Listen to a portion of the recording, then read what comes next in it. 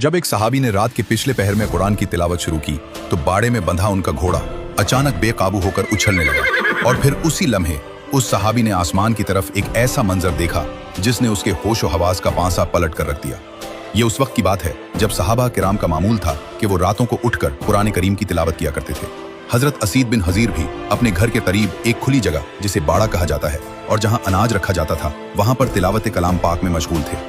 इस रात हजरत असीद ने रात के आखिरी पहर में सूरह अल बकरा की तिलावत शुरू की। उनके करीब ही उनका घोड़ा बंधा हुआ था जो उनका जंगी साथी था। यहाँ ये बात समझना जरूरी है, अल्लाह ताला ने हजरत असीद को निहायत सुरीली और पुरकशिश आवाज अता की थी। जैसे ही हजरत असीद ने तिलावत शुरू की तो अचानक उनके घोड़े ने बेचैनी जाहिर करना शुरू कर दी। वो उछलने लगा और ऐसा लग रहा था जैसे घोड़ा किसी गैर मामूली चीज से घबरा गया हो। हजरत असीद ने घोड़े को पुरसुकून करने के लिए तिलावत रोक दी तो घोड़ा भी फौरन पुरसुकून हो गया। उन्होंने दोबारा कुरान पढ़ना शुरू किया तो घोड़ा फिर बेचैन हो गया। ये मामला 2-3 बार हुआ। अब हजरत असीद को एहसास हुआ कि यहाँ कुछ गैर मामूली हो रहा है। घोड़े की आंखों में अजीब सी दहशत थी। हजरत असीद तिलावत जारी रखना चाहते थे लेकिन वहीं करीब ही उनका छोटा बेटा याह्या सो रहा था। घोड़ा जिस तरह उछल कूद कर रहा था, हजरत असीद को शदीद खौफ हुआ कि कहीं वो रस्सी तोड़कर उनके मासूम बेटे याह्या को कुचल न दे।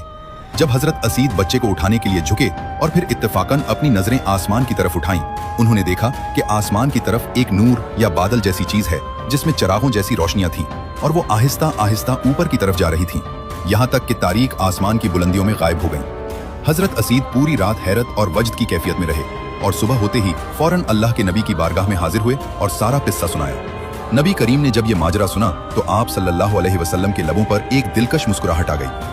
आप सल्लल्लाहु अलैहि वसल्लम ने फरमाया, ए असीद, काश तुम तिलावत जारी रखते। फिर आप सल्लल्लाहु अलैहि वसल्लम ने फरमाया कि वो कोई बादल नहीं था बल्कि वो फरिश्ते थे जो तुम्हारी तिलावत की आवाज सुनकर जमीन पर उतर आए थे।